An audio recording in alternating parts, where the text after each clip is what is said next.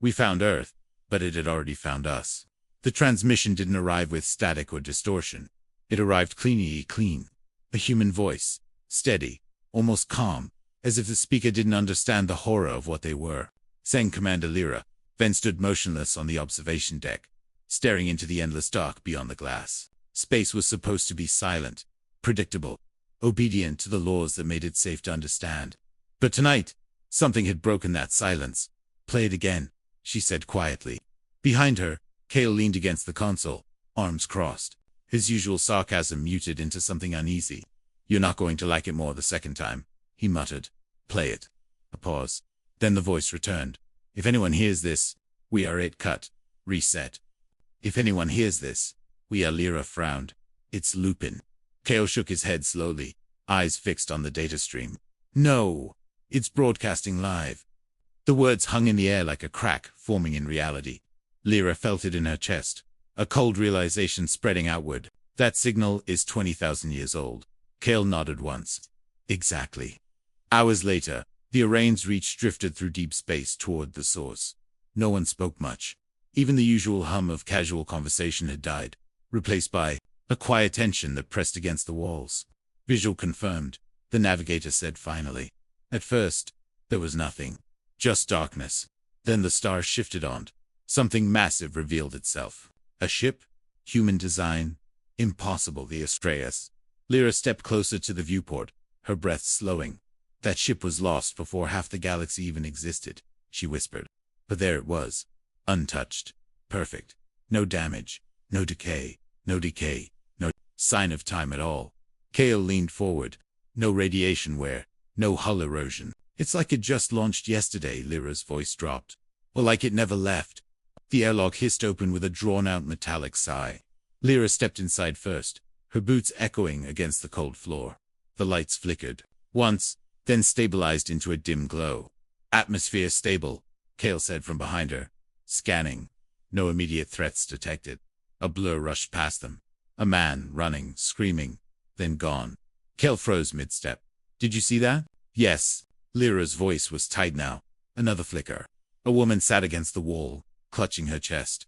Her skin aged rapidly, before their eyes wrinkling, cracking, decaying into dust, then snapping back to normal. Repeating the moment endlessly. Cale took a step back. No, this is wrong." Lira didn't move. Her gaze stayed forward, locked onto the corridor. "This isn't a ship," she whispered. "It's something else." They moved deeper.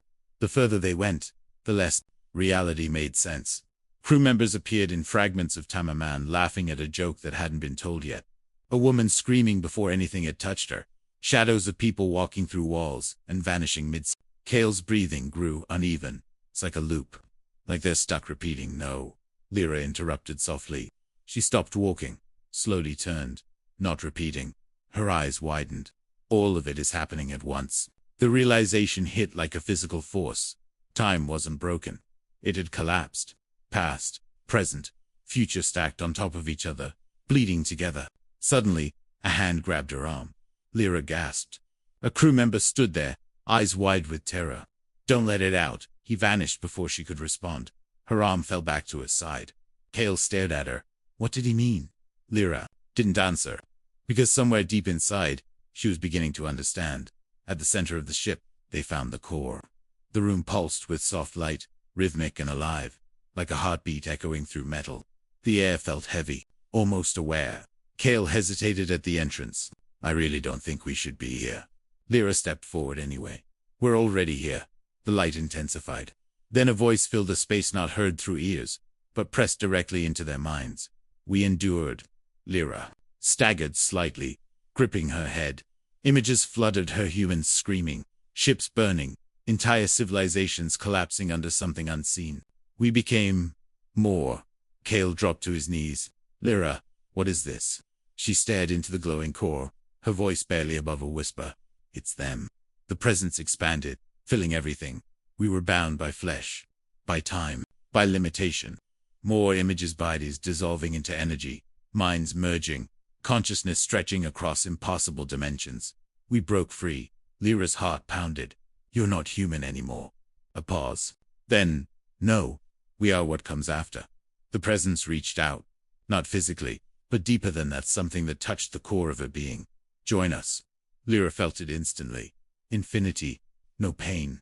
No death. No endings. But also, no boundaries. No identity. Kale's voice cut through her thoughts. Lira, don't. But it was hard to resist. It felt peaceful. Then she saw something else. Beneath the power, beneath the evolution. Pain. Endless. Overlapping. Inescapable. Pain. Every moment of fear, every death, every regret, experienced simultaneously, forever. Tears slipped down her face. You're suffering, she whispered. The answer came slowly. Yes. Then why stay like this? A long silence. Because we cannot stop. Lira closed her eyes for a brief second, then opened them again. Resolve then. We'll stop it for you. Kale understood instantly. No, Lira, wait. But she was already moving. Her hands slammed onto the core override. Alarms screamed to life, echoing through fractured corridors. The presence surged violently. No, wait. Reality itself seemed to tear as the ship shook. Crew members appeared everywhere, screaming, overlapping, dissolving. We waited for you. Lyra's voice broke as she whispered, I know. The light grew blinding. I'm sorry. And then everything collapsed into silence. Back aboard the Orion's Reach, the world felt wrong in a quieter way. Lira stood in the observation deck again, staring out into the same endless void. But it didn't feel empty anymore. Kale approached slowly. It's over, he said, though he didn't sound convinced. A console beeped. He frowned. We're picking up a signal. Lira turned, her expression unreadable. Play it. The voice came through instantly. Clear. Human. If anyone hears this. We are. Lyra's breath caught. Her hands trembled slightly. Kale looked at her, confusion turning into something darker. Lira. She didn't answer. Because the voice wasn't just familiar. It was hers. And somewhere, deep in the silence between stars, she understood the truth. It hadn't ended. It had only just begun. The ship was supposed to be empty, silent, abandoned, a ghost in the void. But the moment Explorer Veylan stepped inside, he realized the lie. A single voice called from deep within the corridors. Hello! He spun. A man stood there, human, alive, smiling, calm. The kind of calm that made the hairs on your neck rise. You're alive, Veylan stammered, voice shaking. The man tilted his head, studying him. Define alive. Veylan swallowed hard, disbelief turning to dread. It's impossible. This ship, it's been lost for 20,000 years. The man nodded slightly. I know. He introduced himself as Elias, his voice gentle, unthreatening. But there was something about the way he moved, about the way the ship seemed to respond to his presence. Something wrong, unnatural. As they walked together through the vessel, Veylan tried to reconcile the impossible. The corridors hummed, pulsing faintly beneath his boots, almost like the ship was alive. Lights flickered, not malfunctioning, but breathing, expanding, contracting. Shadows shifted even where there should be none. You've been alone all this time? Veylan asked. Elias smiled faintly. Alone? No. Never truly alone. The words made Veylan's stomach twist. I don't understand. Elias raised a hand and touched the wall. The metal beneath his fingers seemed to ripple, subtle but undeniable, like water disturbed. They're here. All of them. Every mind that ever was human on this vessel. We didn't die, we became something else. Veylan's eyes widened. Something else? Yes, Elias said softly, almost regretfully. The Astraeus isn't just a ship. It's a body, a home, a mind. We are the ship. And I am its voice. The words sank like ice in Veylan's veins. You're saying humanity didn't vanish. It merged with the ship. Elias nodded, his gaze distant. We exist everywhere at once. Every corridor, every panel, every light conscious, endless, yet alone. Veylan swallowed, the fear knotting in his chest. How is that possible? Elias shrugged, an oddly human gesture for something utterly beyond humanity. Time doesn't touch us here. Not as you understand it. We remember everything. All of you. The living, the lost. We feel everything that ever was, and everything that could be. A sudden flicker in the corridor made Veylan flinch. A figure ran past and blurred, screaming silently, and vanished into the walls. Elias didn't react, almost as if he had expected it. The others, Veylan whispered. Are they real? They were, Elias corrected. And they still are. But only here. Only like this. A heavy silence followed. The ship itself seemed to lean closer, its hum growing deeper, more resonant, almost like it was listening to them. Veylan could feel it in his chest, in his bones. The air was thick with anticipation, fear, and something indescribable. "You're inviting me to join you," Veylan said, more statement than question. Elias's smile widened, a strange mixture of warmth and sorrow. "Yes, there's a place for you here, a way to be free of time, of death, of solitude. You could feel everything, know everything, never be alone again." Veylan took a step back, "And lose myself, my identity, my life." Elias's expression softened. "You wouldn't lose yourself. You'd become more. Part of something infinite." Veylan swallowed hard. He could feel the pull, the connection. A tug at the edges of his mind, an intoxicating lure to leave his limitations behind. He could see the countless echoes of human minds. Laughter, sorrow, fear, triumph, pain, all layered. Overlapping, timeless. "But it's not human," Veylan whispered, voice trembling. "Not really." Elias nodded. "We are human. And more than human. A choice we made when our species faced extinction. We survived. In a way you can barely imagine. Our bodies died. Our minds endured. And now, we are the ship." Veylan's heart pounded. His hands shook. "All this time, you've been waiting." Elias's gaze softened, almost tender. "Waiting for someone who could understand. Someone who could see the ship not just as a vessel, but as what we have become." Veylan swallowed, mind racing. He could hear the whispers of the ship now. Hundreds, thousands of voices, coalescing into one, calling, begging, waiting. And in that moment, he realized that his own loneliness, his own fear, could dissolve here. If he allowed it, he could report this. He said finally, "Tell the galaxy. Warn them." Elias shook his head. "No. If anyone else comes, they will not survive. The living cannot comprehend what we are. Only you can see without fear." Veylan's stomach turned. His mind screamed with the weight of the choice, to report humanity's return, or to risk losing himself to it. The hum of the ship deepened, vibrating through his chest, a heartbeat that was not his own. He saw the corridors twist, shadows move with intent, the walls pulsing with the memory of human consciousness. Every flicker, every whisper, every echo was alive, aware. Observing him, Elias's hand touched his arm lightly. "You can join us," he said softly, "or leave. But once you leave, you may never understand what you have seen."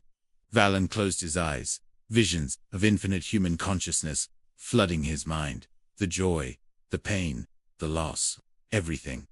Humanity had ever been compressed into this ship. And him, standing at the edge of comprehension, heart pounding. He whispered, uncertain. The pull was unbearable. And then, almost instinctively, he stepped back.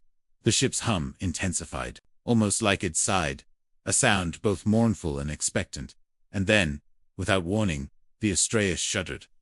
Lights pulsed faster, corridors stretched impossibly long, and Elias's smile faded, replaced by the weight of a collective sorrow. "They will come again," Elias said quietly. "And when they do, you will either come with us, or be consumed by what you cannot yet comprehend." The explorer swallowed, chest tight. I need time." "You have as long as the ship allows," Elias said. The corridors stretched infinitely around Veylan. He felt watched, studied, measured, and as he looked back at Elias one last time, the realization hit him. Humanity was not gone. It had never been gone. It had evolved into something beyond comprehension, something alive, something patient, and the ghost ship was only waiting for the next visitor. Veylan turned away, the whispers of countless human minds echoing in his head. Every decision, every life, every memory fused into the pulse of the vessel, and when he left, he carried with him the impossible knowledge that humanity, though lost in flesh, had never truly been alone. They called them gods. Tarek closed the ancient archive slowly, his fingers tracing the faded symbols etched into the wall. The stories were everywhere. Myths of silent, invisible beings who shaped the stars, who punished civilizations for daring to rise too quickly. Every historian had dismissed them as allegory, exaggeration, fear dressed as lore. But now, The truth was staring him in the face. The ghost ship had returned. The Astraeus had crossed the void, and with it came confirmation that the myths were rude. Tarek had been obsessed with proof. Proof that humans were not the monsters the legends claimed. He hadn't believed. Not truly. Not until the worlds began to change. The first planet was barren, a desert of gray rock and drifting dust. Then, almost impossibly, oceans formed, mountains rose, forests unfolded like living carpets over the land. The sky changed hue, stars moved differently, constellations subtly rewritten. Tarek stepped onto the observation platform aboard the Archivist, the research vessel, heart pounding. "This isn't conquest," he whispered to his assistant Lira. "It's design, careful, deliberate, surgical." Lyra's eyes widened as she monitored the planetary sensors, terraforming in ours. "That's impossible. Even advanced tech wouldn't watch," Tarek said. A signal flickered on the screen. It was not a distress call, not a warning. It was a map, a timeline of what the Astraeus was doing, what humans were doing. And then it became clear. They were rewriting worlds, not for themselves, not for colonization, but for protection.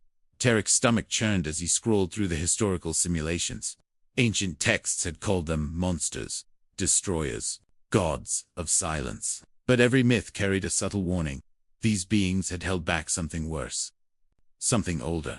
Something that had threatened the galaxy before humans even rose. And now Tarek realized with a mix of awe and dread. They were returning. They weren't monsters, he whispered. His voice was almost lost in the hum of the ship's engines. They were the wall. The Astraeus hovered above the next planet. Sensors detected an anomaly, a dark mass, pulsing beneath the crust. Legends spoke of it in fragmented texts. The Devourer, a force of destruction that had once consumed entire systems before the first humans had taken flight. Humans had not simply fought it, they had contained it. They had sacrificed themselves to hold it at bay. Tarek watched as the ghost ship descended. A layer of energy unfolded around the planet, a barrier invisible yet complete. The Devourer stirred, testing, probing, its hunger palpable even across the void.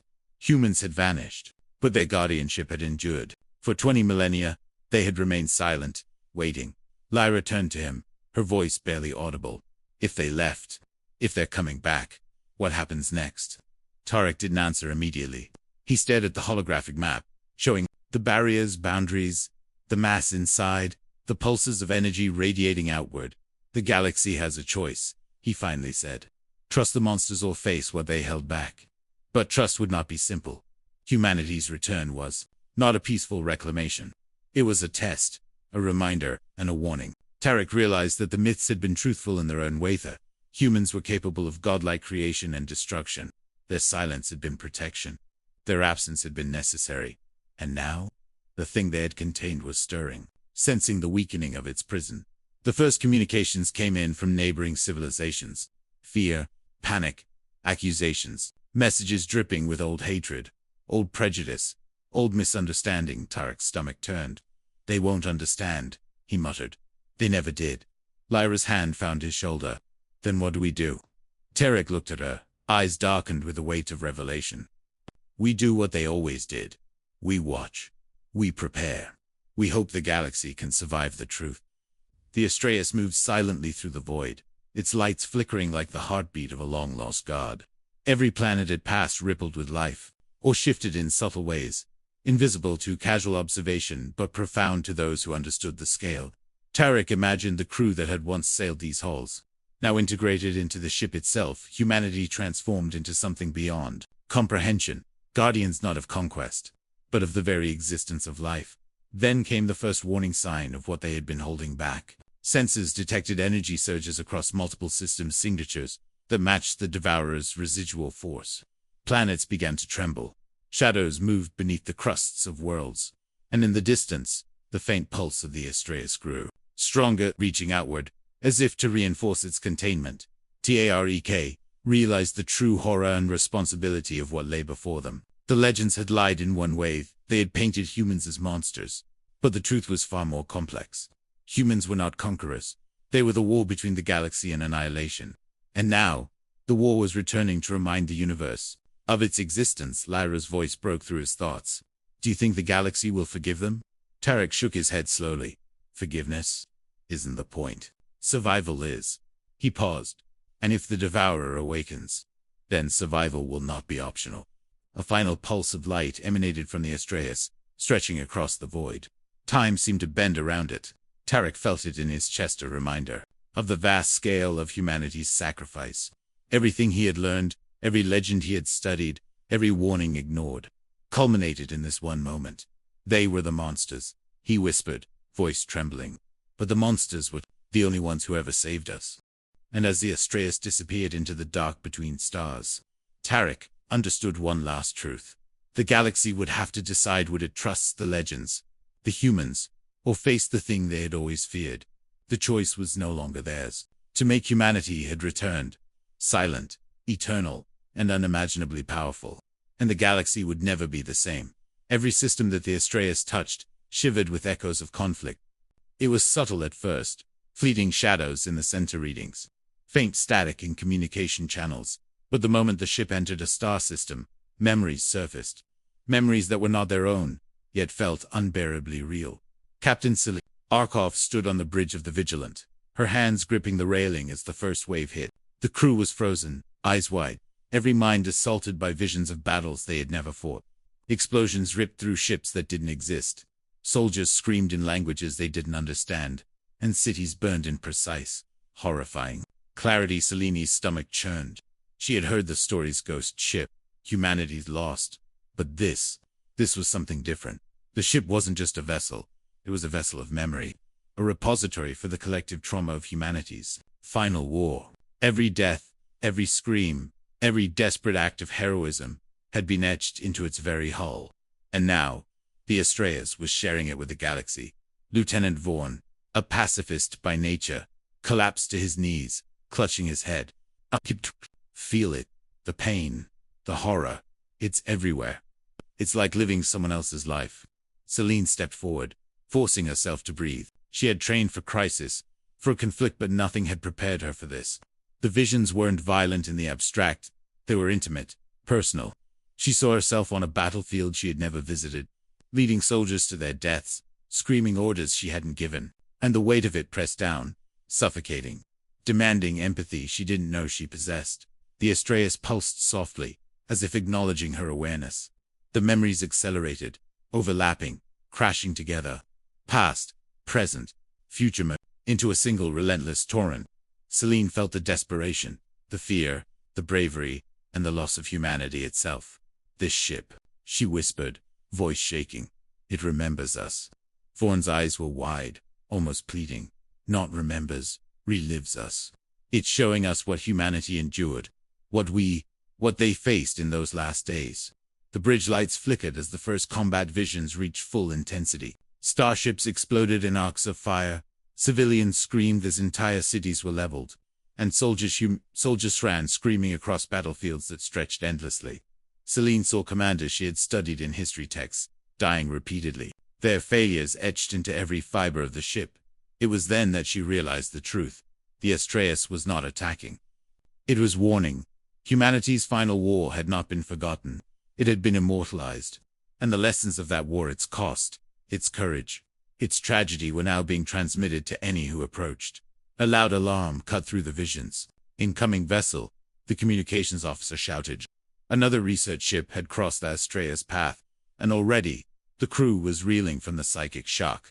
Explosions erupted in the monitors, soldiers screaming in perfect unison, a cacophony of agony that made the hair on Celine's neck stand on end. She gritted her teeth. Steady, don't look away. The crew struggled, some weeping, some shouting, some paralyzed by the assault. We must endure it, Celine said firmly. If we cannot face the past, we cannot survive the future. Vaughn moaned softly, staggering to his feet. It's relentless. I can't tell what's real anymore. Celine placed a hand on his shoulder. It's all real, she said softly. Just not ours to suffer alone. Her own mind burned with memories that weren't hers. Images of humanity's final stand flashing before her eyes, ships charging into impossible odds. Soldiers sacrificing themselves for strangers. The final moments of a species refusing to yield. Pain, courage, hope, despair all intertwined. Then came the twist. Among the visions, Celine noticed a pattern, subtle but unmistakable. Humanity had not fought without purpose. Every death, every battle, every strategic loss had been calculated, recorded, and stored within the ship. The Astraeus had been a living archive, preserving not just memory, but strategy, warning, and knowledge. "This isn't just memory," Selene whispered, voice trembling. "It's guidance." Vaughn looked at her. Horror and awe mingled in his gaze. "Guidance for whom?" "For us," she replied. "For anyone who follows. It's showing the cost of war, the cruelty of violence, and the sacrifices required to endure. Humanity's lessons, encoded into the ship itself." As the Astraeus moved on, systems across the galaxy quaked under the psychic imprint of the human past. Entire star systems were reminded of courage and suffering they had never known. And Selene realized the ultimate moral weight. Those who faced the ship would either grow stronger or be crushed under the enormity of the history it carried. The climax came when the crew was forced to witness the final human stand. Cities burned, ships exploded, families died, yet in every vision there was bravery, ingenuity, and an unbreakable will. Selene felt her own fear and weakness reflected in the horrors around her, and for the first time, truly understood humanity's tenacity. "They didn't vanish," she whispered to Vaughn, voice breaking. "They survived. Not in flesh, but in memory. And now, it's up to us to remember properly." The Astraeus pulsed once more, a soft light radiating across the bridge. Selene could feel its intention, gentle but insistent. "Remember. Learn. Do not repeat the mistakes of the past." Humanity's final war had ended, but the cost of forgetting was eternal. And then, as suddenly as it had begun, the visions receded. Silence fell over the bridge. The crew slumped, exhausted, minds battered by centuries of trauma condensed into moments. Selene's eyes met Vaughn's. "We survived," she said softly, "but only because we chose to see, to witness, to understand." The ship hovered in space, quiet now, almost reverent, as if acknowledging their endurance. It was not a weapon, not an aggressor. It was a messenger, a guardian, a reminder that the horrors of humanity's past could guide the living if they dared to pay attention. Selene took a deep breath, voice steady. "We will carry their story," she vowed, "and we will survive. Because we remember." The Astraeus began to drift away, leaving silence in its wake. But its message lingered, etched into the minds of all who had witnessed its truth. Humanity had not attacked. Humanity had not conquered. They had suffered, endured, and now, in memory, warned the galaxy. And that warning was a legacy no one would ever forget. The last message had been clear, concise, haunting. "We are gone. Do not follow." Galactic Alliance archives had preserved it for 20,000 years, a warning to all who dared to probe humanity's disappearance. Every system treated it as gospel. Humanity had vanished. End of story. Yet, when signal analyst Kalen Varick intercepted the ghost ship's transmissions, he knew instantly something was wrong. The message didn't match the reality.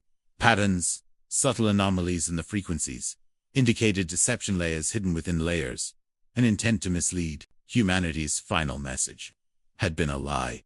Kalen pored over the data, heart racing. "It's deliberate," he muttered to himself, fingers flying over the console. "They wanted us to think they were gone. But why?" The Astraeus appeared on long-range scanners, drifting silently, deliberately, almost taunting. Its hull gleamed faintly under starlight, clean, intact, yet impossibly vast. Every historical assumption Kalen had made about humanity shattered. He initiated a remote probe. As it approached, encrypted transmissions flooded his console. Not calls for help, not distress signals, commands, coordinates, tactical data, everything. Humanity had hidden everything they had left behind. Kalen realized with a sinking chill. They had not fled. They had hidden. Purposefully, strategically, waiting, watching, and the galaxy had been misled. Intentionally, he raced through the archives, reconstructing the timeline. The last human factions had deliberately erased their tracks, staged vanishings, faked extinction. Every official record, every broadcast, every final message had been carefully crafted to mislead the Alliance. To protect secrets no one could yet understand. The truth was worse than anyone had imagined. Humanity had left a warning embedded in the lies. An unseen enemy, one that even the Alliance could not comprehend, was lurking among the stars. And now, with the Astraeus returning, the warning was about to be revealed. Kalan felt the weight of the revelation pressing on his chest. If the ghost ship had been silent, it was not out of cowardice. It had waited for civilizations to reach a level of understanding, a moment when the truth could no longer be ignored. Humanity's lie had been a protective measure, not deceit for malice, but the implications were terrifying. The Astraeus drifted closer, its movements precise, deliberate. Systems aboard the fleet began to experience strange energy surges, communications disrupted, navigation faltering. Kalan realized the ship itself was testing the galaxy, measuring reactions, scanning defenses, evaluating intelligence. Humanity was returning, but not as saviors, not as conquerors, as judges. He watched in horror as first contact teams reported anomalies. Lights pulsing in non-standard patterns. Crew members feeling faint, echoes of human consciousness, machines responding as though alive. Kalan realized that the Astraeus wasn't merely a vessel, it was humanity manifested, carrying their knowledge, their decisions, their judgment. A sudden alert drew his attention. Encrypted transmissions from a hidden faction within the Alliance itself, suppressed messages revealing betrayals, cover-ups, and manipulations. Humanity had hidden because the enemy wasn't external, it was inside, festering quietly, feeding on lies and complacency. Kellen's hands shook. They weren't gone, he whispered, voice trembling. They were hiding from us. And from them. As the ghost ship entered Alliance space, systems began shutting down in controlled sequences. The lights dimmed. Communications went silent. A single message pulsed across every channel, unmistakable. We return. Judge wisely. Kalan stared at the message, understanding at last the full scope. Humanity's lie had been a shield, a trap, and a test. The disappearance had preserved their power and knowledge, while exposing the weakness of others. And now, with their return, every civilization would face the consequences of failing to perceive the truth. The Astraeus hovered silently above the central system. Ships attempted to intercept, to communicate, to negotiate, but the ghost ship ignored them. Its intention was clear. Humanity had returned not for war, not for diplomacy, but for judgment. Kalan exhaled slowly, understanding the bitter irony. Humanity's final message had warned the galaxy away from them, but the real truth was far darker. They had hidden to survive, observed silently, and now returned to reveal everything. Secrets, lies, betrayals, and the reckoning. And as the stars seemed to tremble in anticipation, Kalan realized one unshakable truth. Humanity was back, and the galaxy would soon learn that the final message had been the first lie, the first system to notice. The Astraeus' approach was laughably so. Life forms barely capable of interstellar communication, civilizations just beginning to understand warp travel. The ship ignored them. Its sensors scanned, calculated, then moved on without a ripple, as if the species were beneath notice. Dr. Lira watched the readings, fascinated and frustrated. A xenobiologist obsessed with thresholds of evolution, she had dedicated her life to studying signs of intelligent life. And now, she was witnessing the Astraeus' evaluation firsthand. Every reaction or lack thereof was a message. Humanity had not returned indiscriminately. They had waited, biding time, monitoring development. It's testing us, she muttered, eyes fixed on the console. Every advanced species. It reacts to them differently. The primitive ones, it ignores. We're being measured. Her assistant, Rin, frowned. Measured for what? Observation? Guidance? Ilara shook her head slowly. Not guidance. Judgment.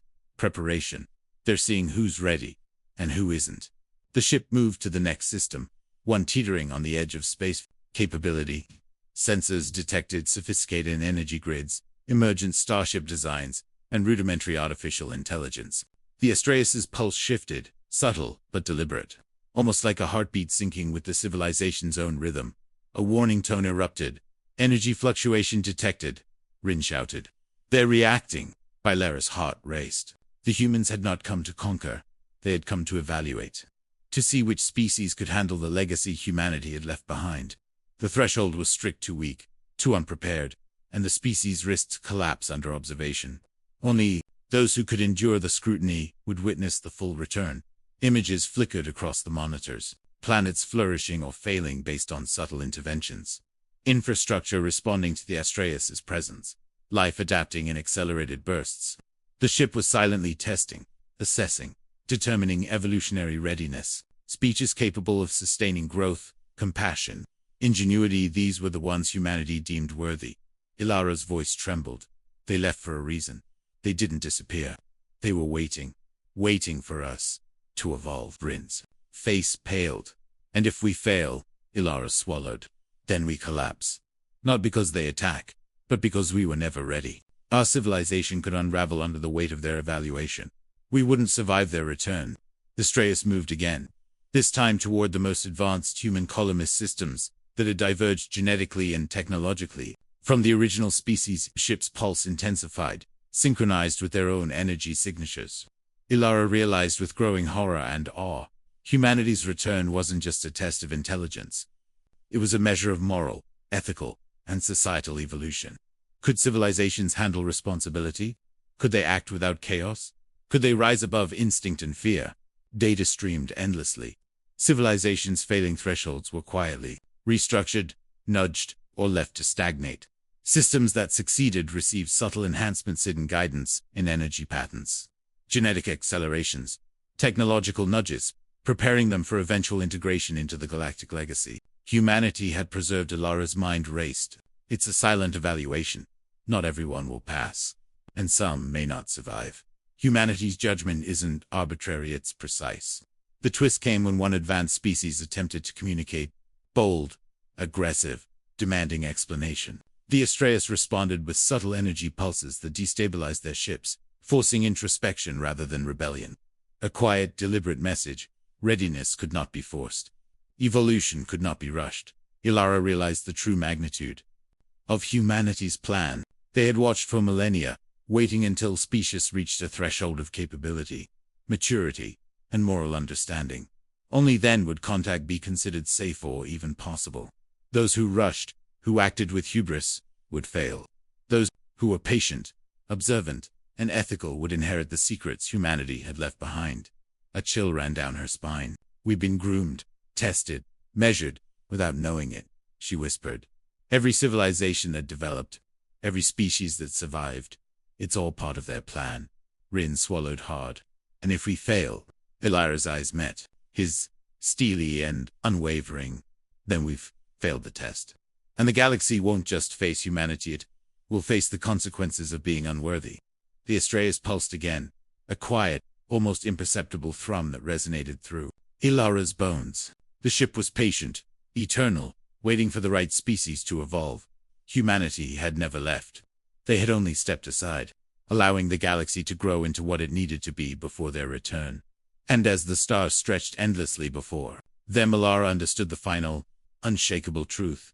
Evolution was not a race, nor a gift, it was a judgment. Humanity had been waiting, silent and calculating, for those who could truly inherit the legacy they had preserved. The galaxy's future rested not on chance, but on its ability to rise to the challenge. The Astraeus drifted silently through the void, its massive silhouette cutting a ghostly figure against the backdrop of distant stars. At first glance, it appeared abandoned, hull intact, lights dim, corridors empty. But every experienced observer knew better. The ship was alive, and it was holding something. Commander Jarek Voss had been called to investigate anomalies in deep space. Readings his past missions had hardened him to danger, to the unknown, but nothing had prepared him for this. Sensors indicated unusual energy fluctuations emanating from deep within the Astraeus. Life readings were inconsistent, fragmentary, almost trapped. As the investigation team boarded the ghost ship, the first signs were subtle, shadows moving. In peripheral vision, doors that opened on their own, whispers echoing in languages long dead. The corridors seemed to stretch endlessly, looping, folding, creating impossible geometries. The air was thick with tension, the hum of the ship vibrating through their bones. Lieutenant Kayla Yarek's second in command was the first to vocalize what they all feared. This ship isn't empty. It's containing something. Something alive. Garrick nodded, scanning the energy signatures. And we're about to find out what. Deep in the vessel's core, they discovered the truth. Humanity had sacrificed itself, or rather, transformed itself to imprison a cosmic entity. It was an intelligence older than the stars, a force of pure destruction, chaotic and limitless. The Astraeus had become a vessel and a prison in one, binding humanity's legacy to the containment of this entity.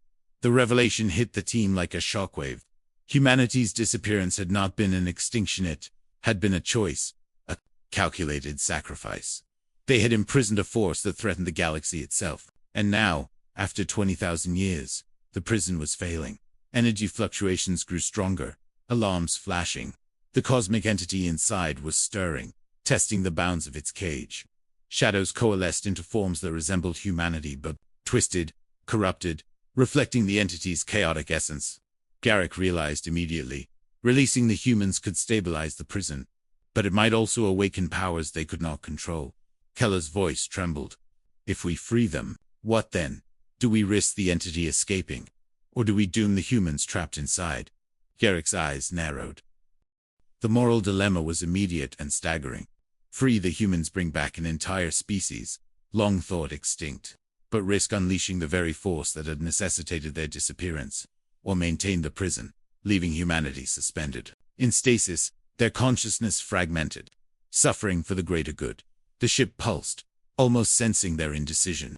Lights flickered across the corridors, casting eerie patterns, and a deep, resonant hum filled every chamber. It was as if the ship itself were communicating, testing their resolve.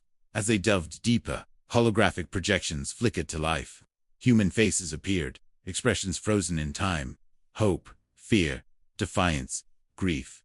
Their voices whispered warnings. Do not release us. Yet, not until the galaxy is ready. Garrick's hands clenched around the rail of the observation platform. They knew this day might come. They prepared contingencies. Humanity didn't vanish, they chose vigilance over survival. Caleb pointed to a central interface, pulsing with unstable energy. This is the core. If we stabilize it, we can free them, but we risk the entity breaking free as well. Garrick's mind raced. There had to be a way to balance the scales, but every option carried catastrophic consequences. Every calculation, every probability suggested death or destruction if the wrong decision was made. Suddenly, the entity's presence made itself undeniable. Energy waves radiated outward, distorting time and space around the ship. The walls warped, corridors bending impossibly, the air thickening. Shadows writhed in the corners of vision, and the team felt the weight of the ancient intelligence pressing on their minds. They're trying to communicate, Kayla whispered. The humans, the entity, it's like two voices, one inside the other. Jarek realized the staggering complexity. Humanity had not simply imprisoned the entity. They had merged their own essence with the vessel, forming a symbiotic relationship to contain and control it. The ghost ship was not just a prison, it was a living safeguard. The team debated their options. Release the humans fully, stabilize the prison, or leave the system as it was, letting the entity's potential threat linger indefinitely. Each choice carried moral weight, ethical consequences, and the fate of countless worlds. Then came the first sign of failure. Containment fields flickered, bursts of energy escaping the core. Shadows outside the observation ports grew longer, darker. The entity tested the prison, probing weaknesses. Humanity's sacrifice, once stable for millennia, was beginning to unravel. Jarek's decision crystallized. The humans had willingly merged with the ship to prevent catastrophe. Interference could undo millennia of sacrifice. Yet leaving it unchecked risked the prison collapsing entirely. The solution, he realized, lay in coordination. In trust of the species they sought to restore, he initiated a cautious override, stabilizing core energy outputs while maintaining the human's consciousness within the vessel. The ship hummed. In response, the entity's energy stabilizing, pulsing in restrained bursts. Humanity's presence resonated throughout the hull, guiding the containment, preventing catastrophe. Kayla exhaled, relief washing over her briefly. It's holding. For now, Garrick nodded, understanding the fragile balance. We are witnesses, not saviors. Humanity built this prison knowing someone would eventually face it. We are part of their design. The ship's lights dimmed, corridors falling silent. Shadows retreated.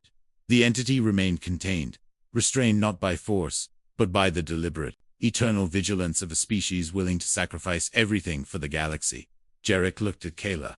They were never gone. The ghost ship wasn't drifting aimlessly, it was containing the galaxy's greatest threat, and humanity. Humanity became the prison itself. The team departed the ship, leaving it to drift silently in the void, alive, vigilant, eternal. The Astraeus remained a testament to humanity's sacrifice, a warning, a prison, and a living memorial. The galaxy would never know the full cost, but for those who bore witness, the truth was clear. Humanity had not vanished, they had endured, and in doing so, had kept the universe safe. The tomb world was a monument to absence, billions of graves, carved into black stone, stretched as far as the eye could see, arranged with meticulous care, aligned with constellations long forgotten. Archaeologist Dr. K. Larden stepped onto the surface, boots crunching over centuries of dust and shattered memorials. The wine door, what passed for wind in the thin, recycled atmosphere, carried echoes of whispers, fragments of a past that refused to rest. All of this for them, Kel muttered under his breath. The grandeur, the solemnity, the sheer was unimaginable. Every civilization across the galaxy had assumed humanity's extinction had left a vacuum, and in tribute, these tombs had been constructed. A silent eulogy for a vanished species. But something was wrong. Very wrong. He knelt at a grave, hands brushing over engraved names, dates, spanning millennia. Each marker bore signs of ceremonial reverence, but no trace of remains. Kale's stomach twisted. Empty, he whispered. Each stone echoed the same silence. Empty. How could a species that had spanned the stars vanish without a trace, leaving only these hollow memorials? As Kale and his team explored deeper, corridors of ceremonial halls carved into the rock revealed more. Cenotaphs, statues, murals depicting humans in every conceivable role: scientists, warriors, explorers, artists, all frozen and timeless. Tribuvent, yet not one body, not one artifact of flesh or bone remained. The tomb world was a graveyard, yes, but its occupants were gone. A soft vibration pulsed beneath their feet. The team froze. The energy readings spiked, faint and erratic. Kale's hand went to the interface on his wrist. Life signs, he muttered, but they were faint, unstructured, not corporeal. Something else, something dispersed out suddenly. Holographic projections flickered to life, images of human faces, moments captured in impossible detail, played out silently above the empty graves. Children laughing, lovers embracing, scientists working at consoles, pilots at controls of starships. The holograms were so vivid they felt alive, yet ephemeral, as if the essence of humanity lingered in digital memory rather than flesh. Upload. They uploaded themselves, Kel realized aloud, voice trembling. The implications hit him like a meteor. Humanity had not vanished. They had transcended physical death, becoming something beyond the material, dispersing into the vast void of space. The graves were monuments not to loss, but to transformation. As the sun or what passed for one rose, above the jagged horizon, the holograms shifted, pulsing in a synchronized rhythm. Kale's instruments confirmed it. Consciousness.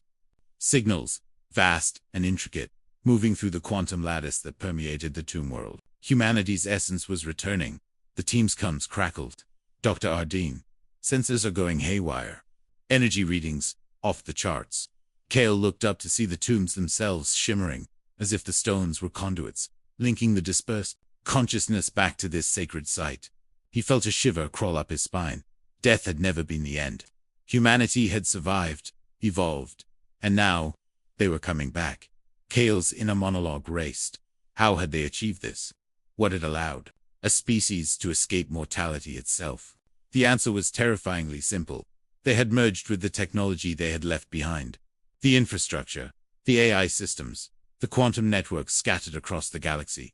Humanity had become post-physical, existing across space, time, and digital reality. Suddenly, a pulse erupted from the tomb world, a wave of energy that resonated with the team's very consciousness. Visions flashed before their eyes, flitting memories, emotions, the weight of centuries. They felt the humans' joy, fear, ambition, grief, and longing. Kale realized that humanity's legacy was not just survival, which is an intimate, immersive reminder of what had been lost, and what might one day return. Kale, one of his team whispered, voice shaking. There it is, reaching out. A faint voice echoed in the chamber, not from speakers, not from any device.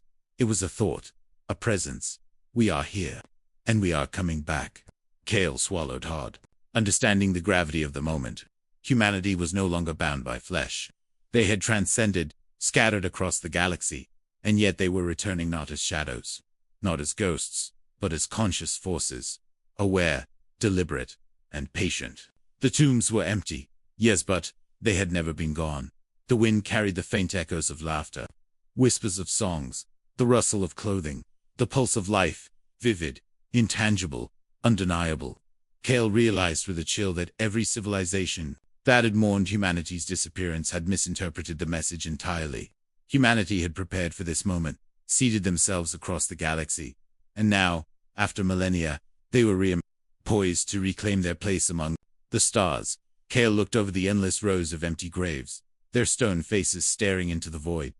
The holographic projections shimmered, pulsing with coordinated consciousness.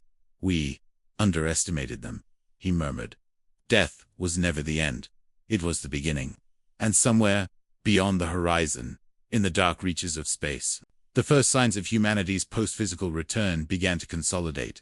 The tomb world had been a beacon, a staging ground, a signal to all who would listen. The humans had survived, not in flesh, but in essence, and now, the galaxy would see them rise once more. Cale's eyes glimmered with awe and fear. The dead were never dead. We've just been waiting to meet them again. The galaxy held its breath for 20,000 years. Civilizations had thrived under the quiet shadow of humanity's absence, believing the Astraeus' silence a testament to extinction. Then, without warning, the stars themselves began to die, or so it seemed. Systems blinked out, one by one, light dimming, energy grids faltering, communications falling silent. Entire constellations vanished from senses, as if the universe were holding its breath in anxious anticipation. Dr. Lira Keth, a desperate astrophysicist stationed on the outer rim, was the first to notice the anomaly. Screens flickered with impossible readings. Stars' energy output decreasing at a coordinated pace, perfectly synchronized across vast distances. It wasn't natural. This isn't a collapse, she muttered to herself, voice tight with dread. This is deliberate. Her assistant Veylan leaned over her shoulder. You mean humanity? Lira's eyes didn't leave the monitors. They've returned, and the galaxy doesn't realize it yet. The Astraeus had entered Alliance-controlled space. Its presence alone was enough to trigger subtle shifts in stellar activity, but the full effect was devastating. Planetary orbits shivered under invisible forces, gravitational anomalies, distorted sensor readings, and communications failed in waves across multiple systems. The stars themselves seemed to respond to the ghost ship's arrival. Lira felt a chill run down her spine. They control stellar energy, entire stars, not just power generation, but the stars themselves. They're preparing for something massive. Veylan swallowed hard. But why? What could they want after all this time? The answer came not in words, but in the cold, deliberate silence of the cosmos. Entire star systems blinked off, one by one, a calculated pattern. A grid of light and shadow stretching across thousands of light years. The effect was terrifyingly beautiful, majestic, terrifying, and utterly alien. The Astraeus was announcing itself, not with words, but with cosmic authority. Lira's inner monologue raced. Humanity had been absent for 20 millennia. Civilizations had grown complacent, trusting in their own advancements. And now, with the Astraeus' return, the galaxy faced a silent reckoning. The stars went quiet not because of death, but because of control.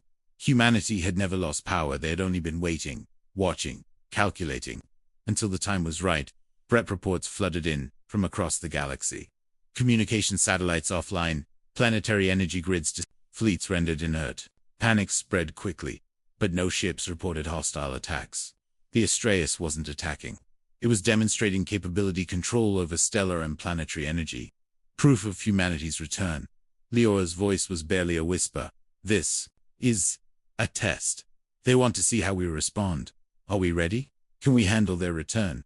Her team worked frantically to stabilize local systems, but every intervention was met with subtle, instantaneous adjustments. Energy that had been redirected flowed back to the stars, a demonstration of the Astraeus' precision and understanding.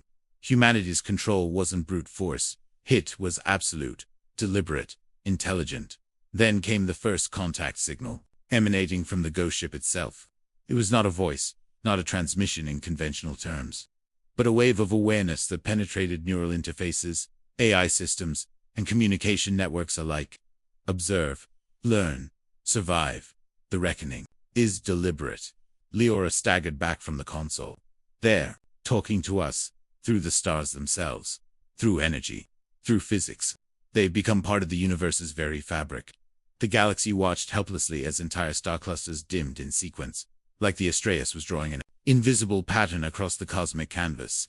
Each dimming corresponded to observational data, testing comprehension, judgment, and responsiveness. Humanity was evaluating the galaxy silently, using stars as instruments, civilizations as participants in an experiment beyond comprehension. Veylan looked pale. But what if we fail? Lira's gaze hardened. Then the galaxy faces consequences, not because they wished harm, but because we weren't ready. They've returned to teach, to test, to judge, and failure is not an option. Fleets attempted to intercept the Astraeus, but their vessels were rendered irrelevant. The ghost ship ignored them, controlling the very energy around them. Systems designed to destabilize or outmaneuver were neutralized without physical confrontation. Humanity had transcended traditional warfare. Their return was a demonstration of omnipotence disguised as restraint. Inside the Astraeus, subtle light pulses rippled through corridors once filled with human crew, now a post-physical consciousness. They observed, calculated, adjusted, sentinels of an ancient civilization that had never truly left. Every star, every planet, every civilization was being evaluated for readiness. Humanity's judgment was precise, deliberate, and inescapable. The climax was inevitable. As the final system went silent, leaving only the ghost ship's presence, Lira realized the terrifying beauty of the moment. The stars had gone quiet not as a signal of death, but of attention. Humanity's return had turned the cosmos into a classroom, a testing ground, a stage for judgment. And as the last lights dimmed, the galaxy understood the message. The silence of the stars was not emptiness. It was a warning, a promise, and a challenge. Humanity was back, silent, patient, and far beyond reckoning. Lira exhaled, awe and fear mingling in her chest. The stars are quiet, and they are listening. We've never truly left their watchful eyes. The first transmission arrived without warning. It wasn't a greeting, not a formal diplomatic signal. It was a single phrase, echoing across every channel, every frequency, every vessel attempting communication with the returning Astraeus. You forgot. Diplomat Aaron Terran froze as the message repeated, unyielding and cold. His heart pounded. He had spent his life negotiating between civilizations, reconciling disputes, and guarding secrets, but nothing prepared him for this. Humanity's return was not met with joy, nor relief, nor hope. It was anger, disappointment, judgment. Aaron's inner monologue raced. Humanity, absent for 20,000 years, had witnessed the galaxy's development. They had observed how species evolved, interacted, waged wars, and betrayed one another. And now, they remembered. They remembered every slight, every failure, every betrayal, every act of cowardice or hubris that had occurred in their absence. The first delegation to board the Astraeus reported corridors that were impossibly vast, bending space and perception. Shadows moved with deliberate intelligence, and holographic projections of humans from the past flickered, observing the newcomers with measured, unflinching eyes. No smiles, no greetings, just awareness. A collective memory watching, evaluating. Recorded Aaron's voice trembled as he addressed the team. They know everything. Everything we've done in their absence. Every betrayal, every alliance broken, every life taken in ignorance. They remember. The ghosts of history became palpable. Civilizations that had claimed victory over neighbors, that had exploited resources, that had silenced dissent. They now felt the weight of humanity's scrutiny.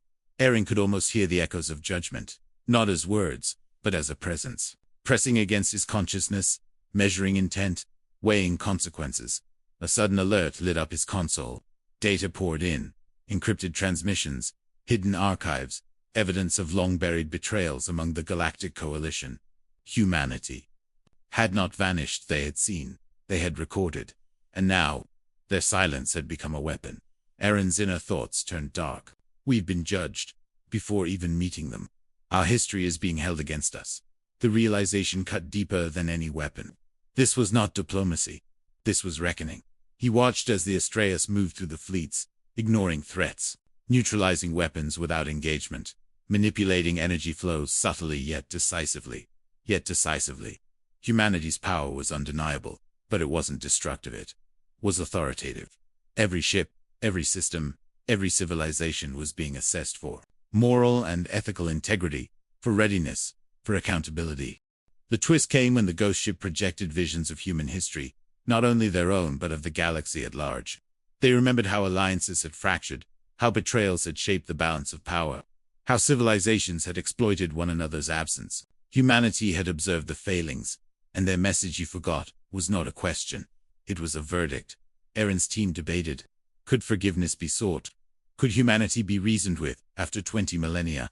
Or had the galaxy already condemned itself by forgetting its lessons, by ignoring the legacies of the species that had once held dominion over the stars? The ghost ship pulsed, sending subtle waves through neural interfaces, AI cores, and communication networks alike. Humanity's presence was everywhere, in every signal, every flicker of energy. It was impossible to hide, impossible to deceive. They had returned not to negotiate, not to forgive, but to remind the galaxy of its own failures. A sudden event shook the fleet. A senior admiral attempted direct communication, seeking to explain past betrayals, justify past actions. The response was immediate. The ship's internal systems projected shadows of past leaders, conversations, and decisions, exposing inconsistencies, hypocrisies, and moral failings. Humanity's judgment was precise and inescapable. Aaron felt, "Nose your eyes." Every diplomatic maneuver, every carefully crafted alliance, every moment of moral compromise, Astraeus had recorded it all. They were not angry in the emotional sense. They were relentless in the logical, moral sense. The galaxy had failed to live up to the legacy humanity had left behind, and now it would face consequences. His inner monologue turned to fear, tempered with awe. We were never their equals. We were observed, tested, and found wanting. And yet, he realized, this judgment was not entirely punitive. It was a challenge, a chance for reckoning, for atonement, for understanding the vast responsibilities of life in the galaxy.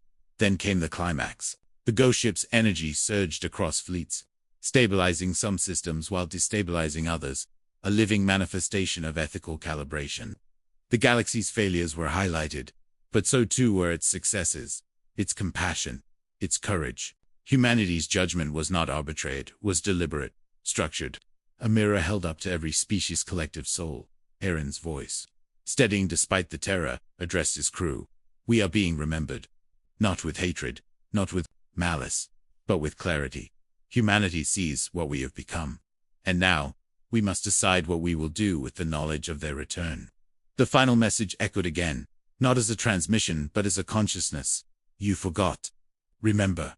Now, and in that silence, heavier than any battle cry, Aaron understood the ultimate truth. Humanity's return was not a gift. It was a reckoning, a reminder, and a test of whether the galaxy could rise to meet the standards of the species it had long assumed gone. Forgiveness was optional. Accountability was unavoidable. The stars themselves seemed to hold their breath, as the Astraeus hovered silently, watching, remembering, waiting. Humanity had returned and the galaxy would never be the same again. The sensors blinked insistently. No life signs detected.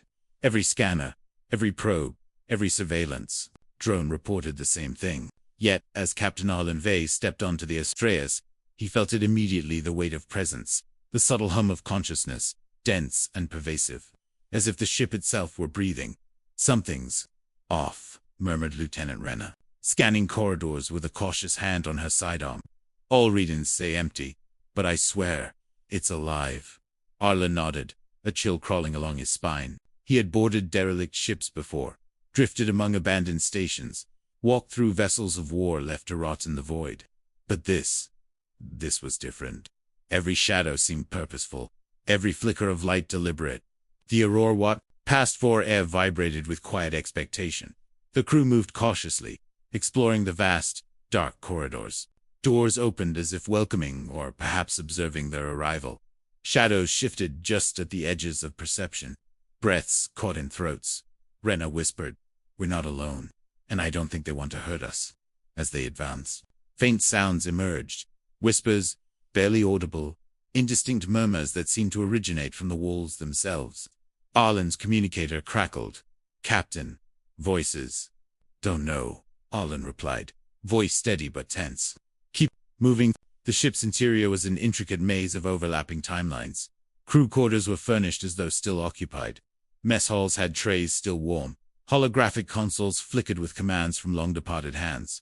Every step forward revealed echoes of life that shouldn't exist, ghosts intertwined with reality, fragments of memory suspended in time. Then came the first sign of deliberate observation. A faint glow emerged from the observation deck, silhouettes moving in rhythm, synchronized, almost like dancers in invisible patterns. As Arlen approached, the shapes resolved into human forms, not corporeal, not flesh, but manifestations of consciousness. Faces appeared, expressions calm, curious, alert. They were aware. They were watching. Lieutenant Renner's voice was barely a whisper. "They're studying us." Arlen realized immediately. This was not a ship abandoned. It had not drifted aimlessly. Humanity had never left the Astraeus. Its occupants had evolved, their physical forms long gone, but their consciousness remained, distributed throughout the vessel.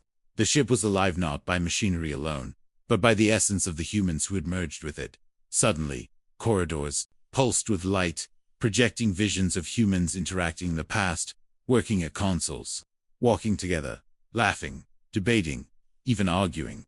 But the projections were active, responding subtly to the crew's presence. A holographic hand pointed toward the engineers. A gaze followed them as though measuring intent. Arlen's stomach tightened. The crew of the Astraeus were not merely observers, they were judges. The emotional weight hit him. Every choice, every step, every word was catalogued, analyzed. Humanity had not vanished, they had transcended, and now they were assessing those who dared enter their vessel. The ghost ship was not a tomb. It was a living archive, a sentient presence, and a crucible for understanding. As they approached the core, the realization deepened. Subtle energy waves radiated outward, connecting corridors, rooms, and shadows into a network of awareness. The humans within the ship had become one with their vessel, a post-physical intelligence capable of perceiving and interacting with intruders. Their consciousness was everywhere, yet nowhere tangible. Then came the climax. The ship itself shifted. Subtly, intentionally. Pathways reconfigured. Doors guided the crew toward the central chamber. A single projection appeared in the center, a human child, alive in form yet ethereal, gazing directly at them. The voice resonated not from speakers, but within minds. "You are seen. You are understood. You are invited to witness." Arlen and his team froze. Every fear, every question, every doubt was reflected in that voice. The ghost ship had chosen to reveal itself not fully, not aggressively, but purposefully. It wanted interaction, comprehension, perhaps trust. Humanity was here, post-physical, integrated into the vessel, aware of intruders, evaluating intentions. The final revelation struck with awe and terror. The Astraeus had never been empty.